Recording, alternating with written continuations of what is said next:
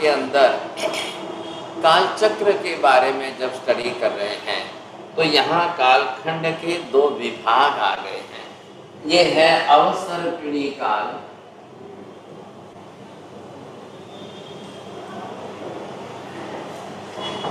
अब मैंने यहाँ एरो किया है, थोड़ा सा आप देखेंगे क्योंकि आपको ये समझना है कि अवसर्पिणी काल के अंदर कैसे नीचे उतरते जा रहे हैं और क्या क्या घटता हुआ चल रहा है। तो सबसे पहले यहाँ ये जो पहला आ रहा है ये सबसे ज़्यादा डबल सुख वाला है। इसको सुखम सुखम ऐसा नाम दिया है। तो सुख यहाँ पर बहुत ज़्यादा है, डबल है। लेकिन ये चार कोड़ा कोड़ी तरह से जो निकला है,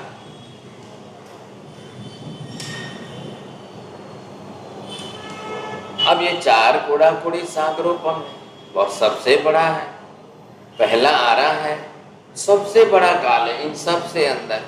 लेकिन अफसोस किस बात का है कि भगवान यहाँ पर कभी होते नहीं है, धर्म कभी यहाँ पर होता नहीं है साहब।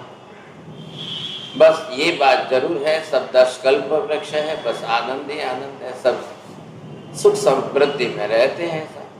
लेकिन ये भी काल पूरा तो होगा ना आखिर। ये भी चलते चलते जब चार कोड़ा कोड़ी सागरोपम का काल ये जब आपका पूरा हो जाएगा, आपको आगे आते सेकंड काल में ये दूसरा आरा आ गया। अब वो सुखम का है, जो डबल था वो सिंगल रह गया, बहुत ज्यादा सुख था वो आधा रह गया था। ये भी कम तो नहीं है ना, ये भी 3 कोड़ा कोड़ी सागरोपम का काल है। चलिए इसके अंदर भी लोगों को सब जो है ये कल्प वृक्ष आदि के प्रभाव सब मिल जाएंगे। ध्यान रखिए कालिक नियति है, व्यक्तिगत पुण्य आपका अलग अलग है, पर्सनल जो पुण्य होता है वो सबका अलग अलग है। अब यहाँ से आप नीचे उतरते जाएंगे, जैसे उतरते जाएंगे साहब, अब क्या हुआ, सुख के साथ में दुख भी आ गया। हाँ ये जरूर आप कहिए इसको कि अगर सुख 70% है तो दुख 30% है, लेकिन ना तो नहीं कह सकते ना, है तो सही, आया तो सही। अब दुख आ गया है, ये 2 कोड़ा कोड़ी सागरोपम का काल बीत रहा है। अब आते आते आते लास्ट में इतना सा काल जो बचा है, ये काल जो यहाँ पर आप देख रहे हैं, अब ये कितना 84 लाख पूर्व का काल बचा है। जब ये 84 लाख पूर्व का काल बचा है तब यहाँ पहले तीर्थंकर भगवान अब ऋषभदेव भगवान होंगे।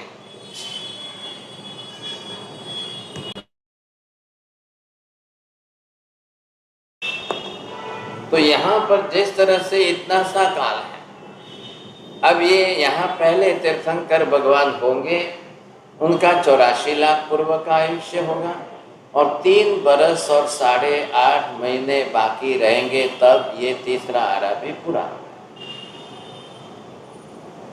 अब इसके बाद में यहाँ से ये चौथा आरा शुरू होगा। यद्यपि 1 कोड़ा कोड़ी सागरोपम है और -42,000 बरस कम है, तो ये -42,000 बरस जो है ये यहाँ डिवाइड हो जाएंगे 5वें से। अब क्या हुआ, यहाँ पर ये रिवर्स हो गया सन। अब दुख के साथ में सुख, अब क्या हुआ, दुख आ गया 50-60% और 30-40% पर सुख रह गया। यदि भी भगवान हो रहे हैं, तीर्थंकर हो रहे हैं, और ये एक के बाद एक यहाँ दूसरे तीर्थंकर भगवान, फिर तीसरे भगवान, फिर चौथे भगवान, अब ये बरोबर क्रम चलता जाएगा चलता जाएगा। ये लास्ट में यहाँ आते महावीर स्वामी होंगे। सबसे ज्यादा लास्ट में बिल्कुल महावीर स्वामी भगवान यहाँ पर ये काल जो है जैसे जैसे उतरता जाए,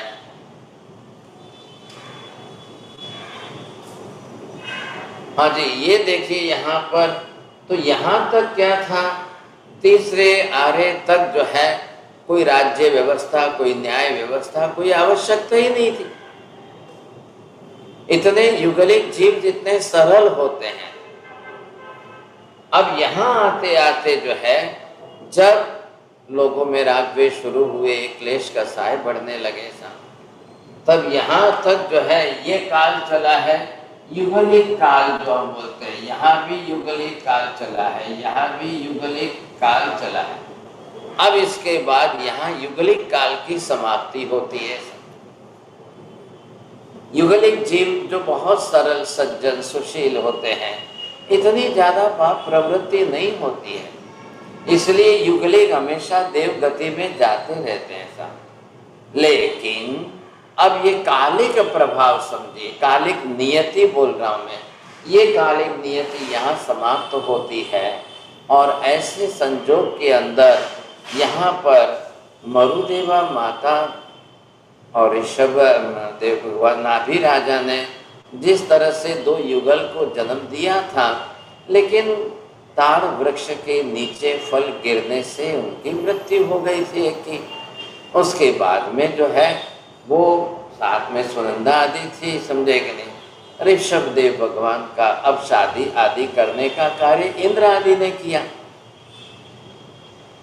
अब ऋषभ कुमार को सबसे पहले राजगादी पर बैठाया। नाभि राजा थे, नाभि राजा से शुरुआत हुई तो युगलिक काल की समाप्ति हो गई।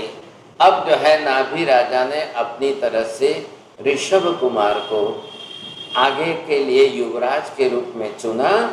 उस समय इंद्रादि ने आकर उनका राज्याभिषेक किया, उनको राजगादी पर बैठाए। ऋषभ देव ने भी बहुत लंबे काल तक, करीब 60 लाख पूर्व तक राज्य व्यवस्था संभाली। अब क्या करना है, युगलिक काल के अंदर जो यहाँ तक तो कल्प वृक्ष का प्रभाव रहा, अब कल्प वृक्ष का प्रभाव अवसर्पिणी काल के हिसाब से घटते घटते घटते घटते प्रभाव कम हो गया।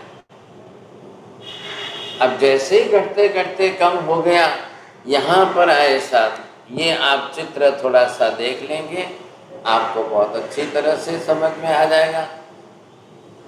हाँ जी, इसके अंदर देखिए, ये सुखम सुखम का जो पहला आ रहा है, वृक्ष भी दिखा दिया है, कल्प वृक्ष भी है। आप इधर देखेंगे 256 256 पसलियां होने के कारण हाइट उनकी बहुत होती है।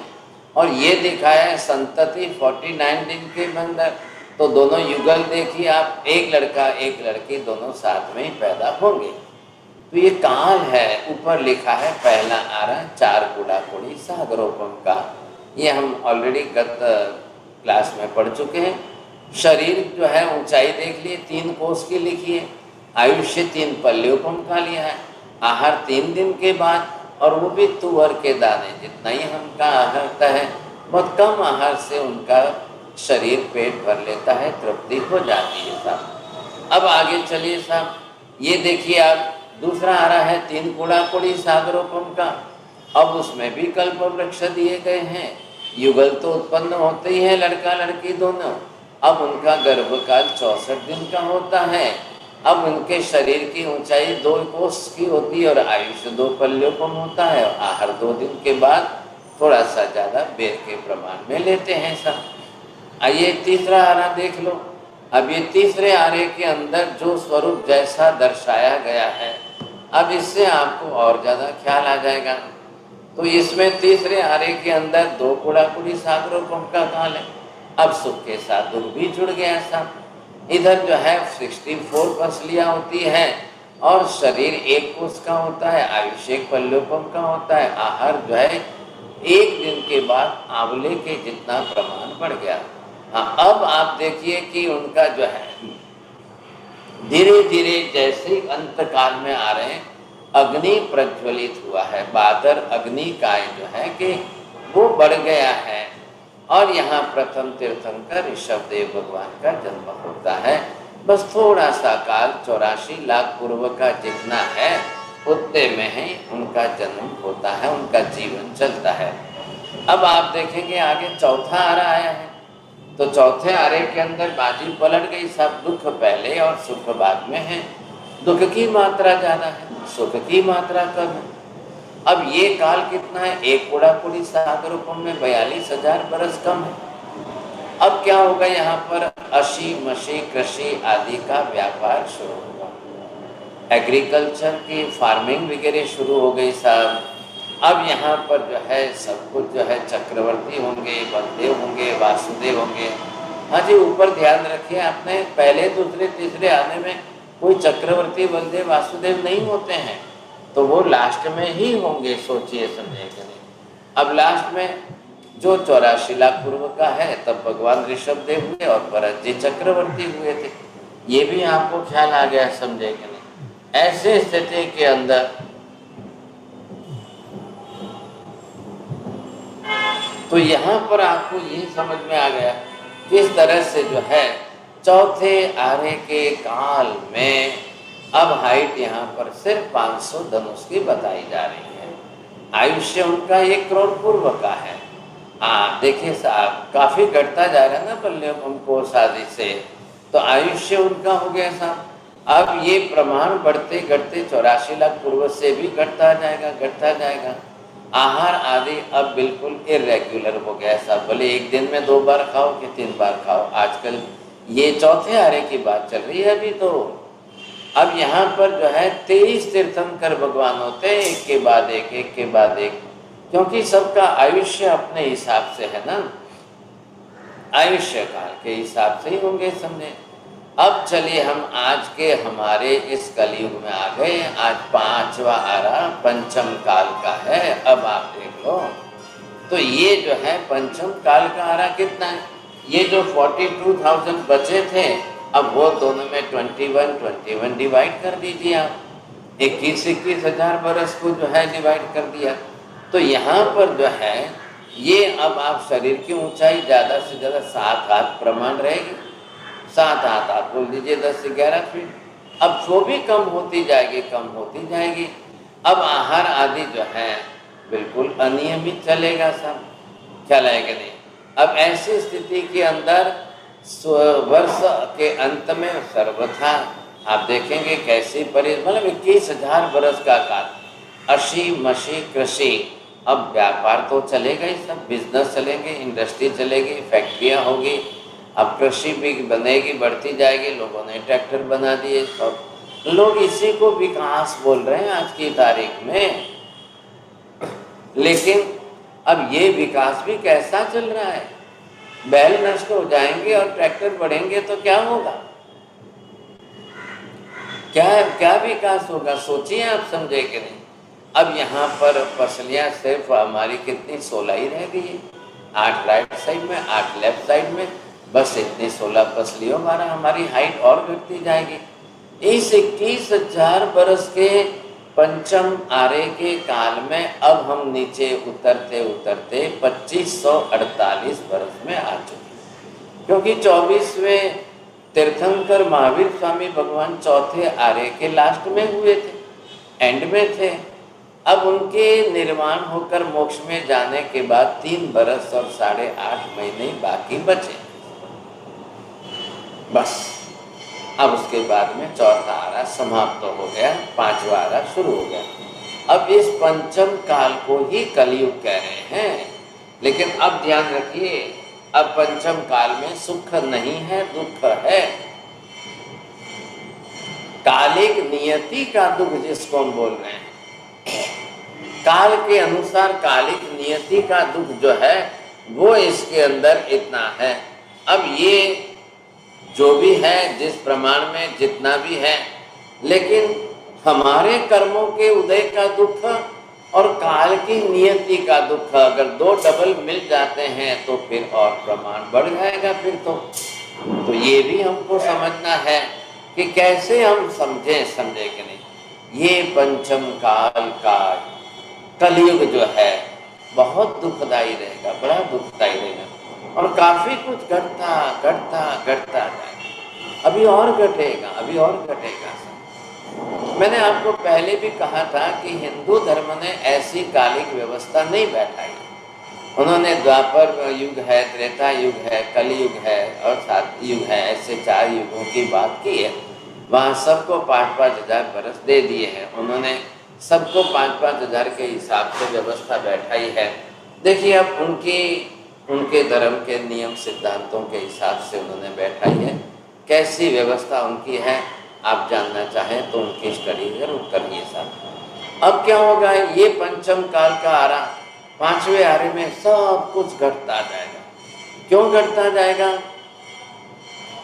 आशा बहन बोलेंगे आप, क्यों घटता जाएगा? बोलो अंशा बहन। क्योंकि अवसर पीढ़ी काल है। वेरी गुड, बस बस। तो अवसर पीढ़ी उतरता हुआ काल है। उतरते काल का मतलब ही है घटता काल। आयुष्य घटेगा, सुख घटेगा, हाइट घटेगी, बहुत कुछ घटता जाए, गुण घटते जाएंगे, सात्विकता घटती जाएगी।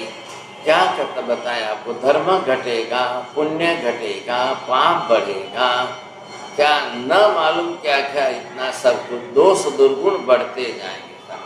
अब क्लेश कसाय बढ़ते जाएंगे, राग द्वेष बढ़ते जाएंगे, लड़ाई झगड़े बढ़ते जाएंगे, मारा मारी बढ़ते जाएंगे, क्या युद्ध आदि बढ़ते जाएंगे। इतनी विकट, इतनी विपरीत परिस्थिति आएगी हम कल्पना नहीं कर सकेंगे। सोचिए, चलिए ये भी काल तो पूरा होगा ही होगा ना। अब ये पंचम काल का कलयुग जो चल रहा है, अब आप सोचिए 21,000 में से आज हमने सिर्फ 2548 बरस पूरे किए। जैन साहब पाव भाग भी पूरा नहीं हुआ है। पाव भाग पूरा हो मतलब कब पूरा होगा, कितने वर्षों में? जैन साहब थोड़ा हिसाब करके बोलिए, ख्याल आएगा आपको, ऐसे कैसे देख रहे? 18,500 कुछ है। अरे भाई साहब मैं पाव बोल रहा हूँ, आधा नहीं बोला है मैंने।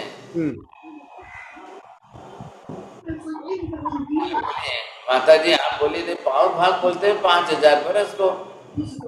जब 21,000 बरस का है ना, तो आप उसका पाव भाग निकालेंगे, 5,000 बरस हो जाएंगे। और कितने होंगे साहब? 5,240। ठीक है, चलिए साहब। अब इसके बाद हम जो है ये पूरा होते होते लास्ट के अंदर मतलब अंतिम काल तक जैन धर्म टिक जाएगा, रह जाएगा, चल जाएगा। लेकिन बहुत कम संख्या होगी, बहुत अल्प संख्या होगी साहब। आज भी घट रही है, आज भी संख्या इतनी ज्यादा घटती जा रही है, कोई चिंता नहीं कर रहे। फिर क्या होगा, तो पंचम काल के अंत में ऐसी बारिश होगी, अग्नि की वर्षा होगी साहब। जब पानी नहीं बरसेगा तब आप क्या करेंगे, कितनी बड़ी समस्या खड़ी हो जाएगी। हाँ, अब धीरे धीरे आते आते जैसे जैसे नीचे उतरते जाएंगे, अब छठा आरा आएगा। हाँ, जरा इधर देख लीजिए आप, छठे आरे का प्रमाण कितना है, वो भी 21,000 बरस का है। क्या देख रहे हैं 21,000 बरस के अंदर? अब आप यहाँ पर देखेंगे बिल्ब के अंदर, देखिए एक नदी बह रही है, नदी के किनारे पहाड़ी है, पहाड़ी के अंदर जो है एक बिल बना करके लोग रह रहे हैं साहब। और ये बच्चे लोग और दो लोग क्या कर रहे हैं, नदी में से मछलियां पकड़ रहे हैं साहब। अब मछली पकड़ेंगे और बाहर रेती में ला करके उसके रेती के नीचे दबा देंगे। सूर्य का टेम्परेचर इतना बढ़ेगा, 80, 90, 100 डिग्री का टेम्परेचर इतना बढ़ेगा। अब जमीन पर तो पानी नहीं है, अब खेती कहाँ कर पाएंगे साहब, कहाँ खेती होगी? पेड़ पौधे का तो नाम निशान नहीं दिख रहा है, बस वो तो खाली यहाँ नदियों में, समुद्र में मछलियाँ पकड़ेंगे। अब ये लक्षण तो आज आपको ज्यादा दिख रहे हैं, ये लक्षण ज्यादा प्रमाण में आज क्यों दिख रहे हैं? इतने प्रमाण में, इतने प्रमाण में आपको ये दिख रहे हैं कि कोई हिसाब नहीं है था।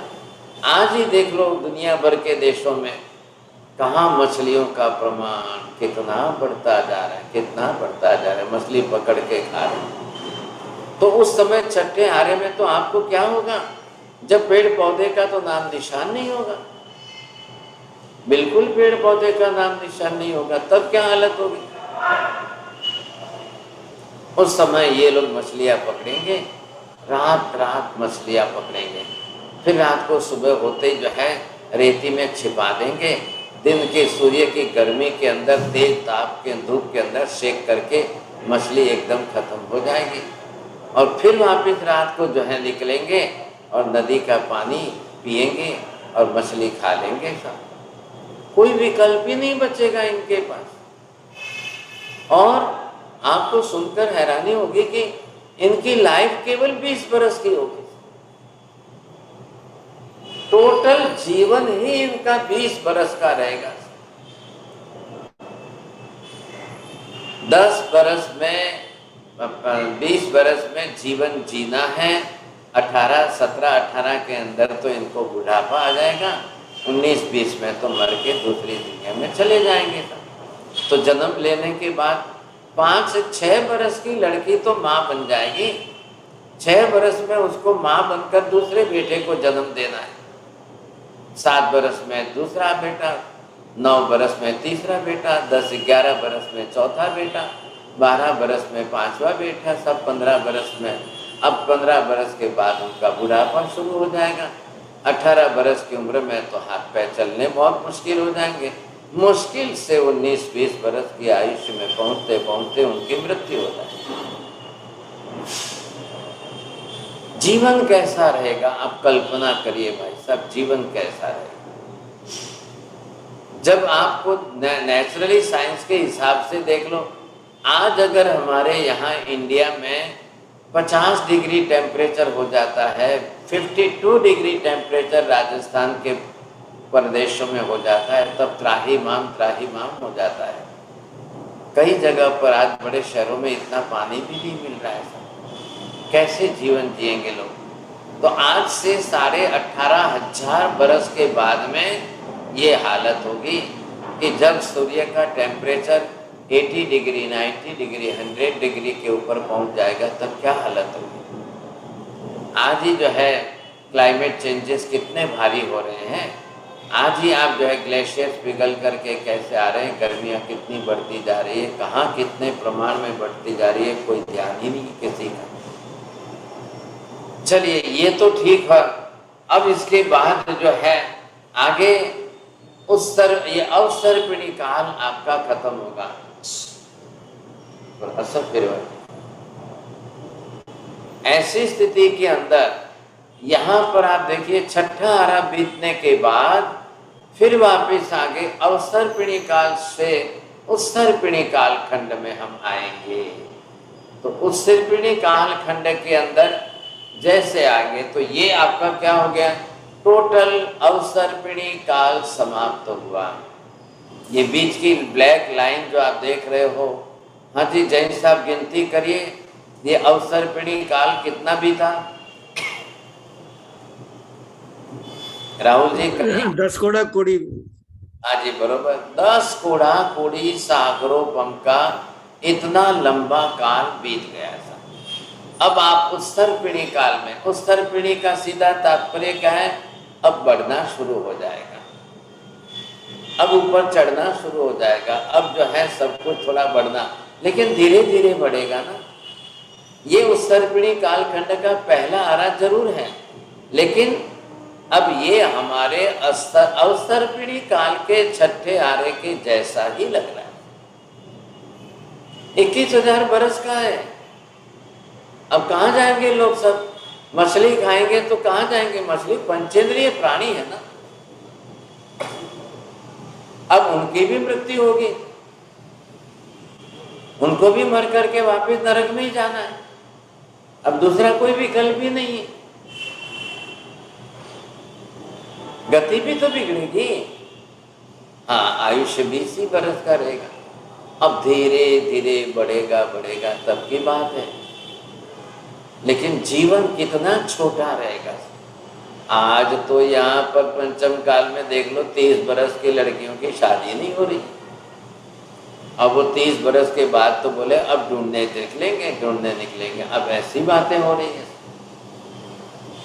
तो परिणाम ये आपको कलियुग के लक्षण दिख रहे हैं, सामने दिख रहे हैं। अब कैसे बढ़ेगा ये 8.5, ये भी 21,000 बरस का काल, इसको कहते हैं डबल दुख वाला। दुखम दुखम, इतना भारी दुख, इतना भारी दुख। अब जब यहाँ मनुष्यों को इतना दुख रहेगा तो वो मनुष्य जब मर के नरक में जाएंगे तो वहां क्या हालत होगी, कैसी हालत होगी सोचिए आप। और यहाँ तो 20 बरस का आयुष्य रहेगा, नरक में जाने के बाद वहां फिर वापस सागरोपम का आयुष्य शुरू हो जाए। ये ध्यान रखिए, ये जो मैं आपको आरों की व्यवस्था बता रहा हूं, पहले ये समझिए कि सारी आरों की व्यवस्था सिर्फ और सिर्फ 5 भरत क्षेत्र और 5 ऐरावत क्षेत्र 2 ही जगह पर चल रही है और कहीं पर नहीं है। महाविद्य में भी नहीं है। महाविद्य में 5 आरों की, ये आरों की कोई व्यवस्था ही नहीं है वहां पर। हाँ, दिन रात जरूर होते हैं, जो दिन रात हमारे यहाँ जैसे होते हैं वैसे वहां भी होते हैं, बरोबर हो रहे। अब इसके बाद जो है आगे बढ़ते बढ़ते फिर वापस आप आइए, ये अब जो है उत्सर्पिणी का दूसरा आरा जो कहलाएगा, अब वो भी हमारे अवसर्पिणी के 5वें आरे के जैसा सिमिलर समझिए, ठीक वैसा ही फिर यहाँ पर वापस जो है अशी मशी कृषि का बिजनेस शुरू हो जाएगा, धीरे धीरे आयुष्य बढ़ता जाएगा। अब फिर वापस लोगों की हाइट बढ़ेगी, फिर पसलियाँ आपकी 16 हो जाएगी, अग्नि वगैरह प्रज्वलित रहेगा बादल अग्नि का, तो लोग रसोई वगैरह बना करके पेट भर सकेंगे, खा सकेंगे। फिर के एग्रीकल्चर, खेती, फार्मिंग वगैरह सब होगी समझिए।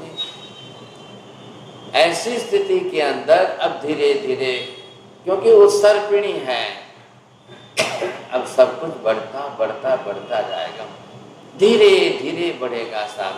अब शरीर की हाइट तो आपकी 7 आती रहेगी, मैं आती जाएगी ना, रिपीट होती है क्या, तो वो काल की सारी व्यवस्था है, चलती है, होती रहेगी सब।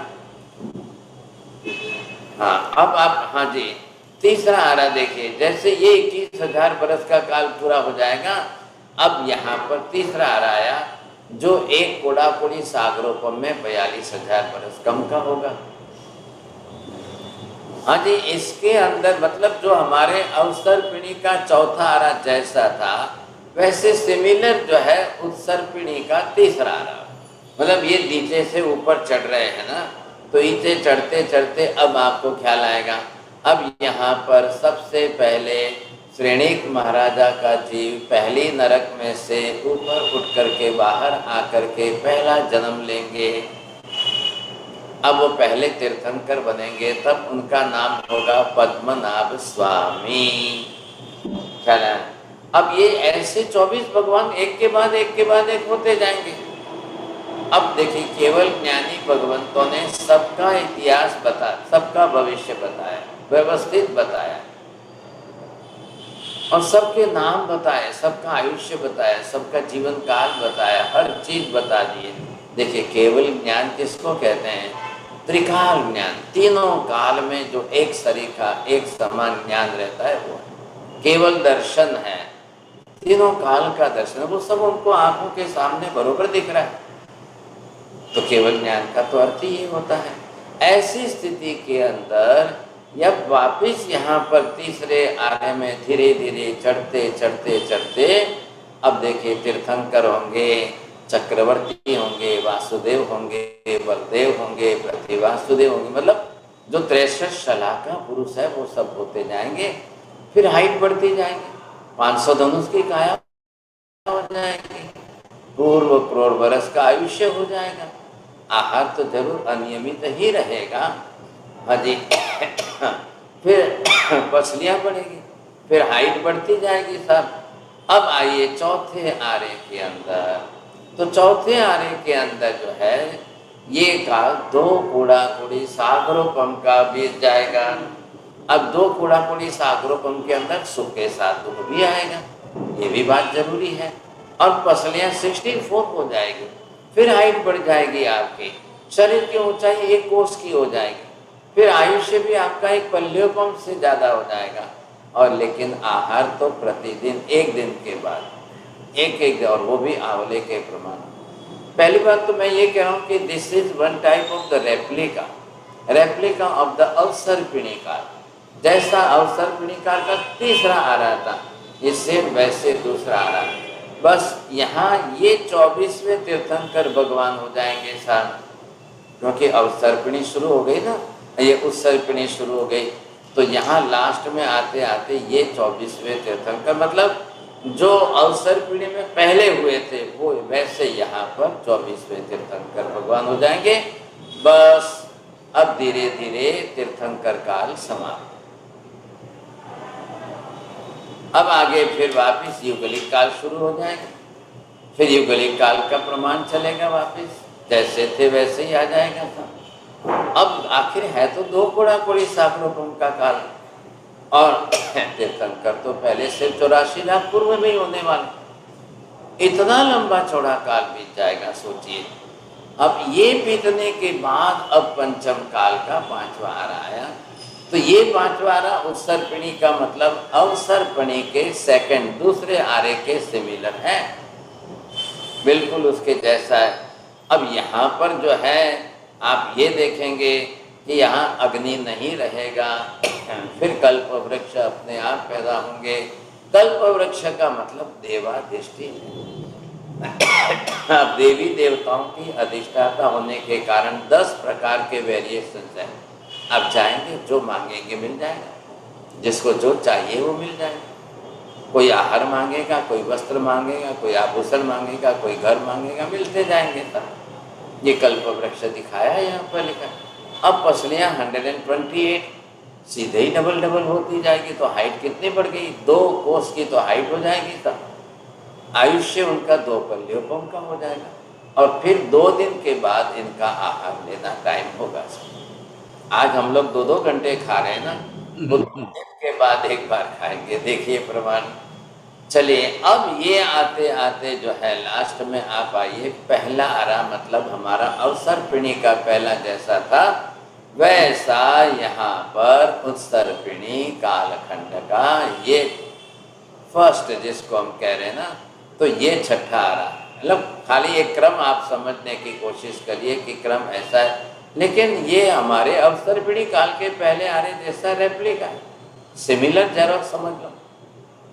अब इनकी भी संतति पालन 49 डेज का प्रेगनेंसी पीरियड रहेगा, पसलियाँ इनकी 256 बढ़ जाएगी, इनकी 3 कोस की हो गई, और इनका आयुष्य भी और बढ़कर के 3 पल्योपम का हो जाएगा। और हर 3 दिन के बाद ये तुअर के दाने जितना आहार करें, और पूरा आरा 4 कोड़ी कोड़ी सागरोपम तक खाली युगलिकों का रहेगा। एक तरफ देखने जाओ तो युगलिक काल बहुत अच्छा है, क्योंकि लड़ाई झगड़े नहीं है, राग द्वेष नहीं है, क्लेश कसाय नहीं है, मारामारी नहीं है, सब बड़े सरल आत्मा होते हैं, पुण्यशाली होते हैं, और मर के सीधे देवगति में ही जाना है इनको। लेकिन समस्या क्या है, भगवान नहीं होते हैं, धर्म व्यवस्था नहीं होती है, आत्म कल्याण नहीं साध सकते हैं। सुख संपत्ति है, इससे क्या करना, मात्र सुख संपत्ति से तो सब कुछ नहीं होता है ना। अब आप ये सोचिए साहब, इधर के 10 कोड़ा कोड़ी सागरोपम, उत्सर्पिणी के 10 कोड़ा कोड़ी सागरोपम, कितने हो गए साहब, 20 कोड़ा कोड़ी सागरोपम। अब आप जरा जैन साहब थोड़ा कैलकुलेशन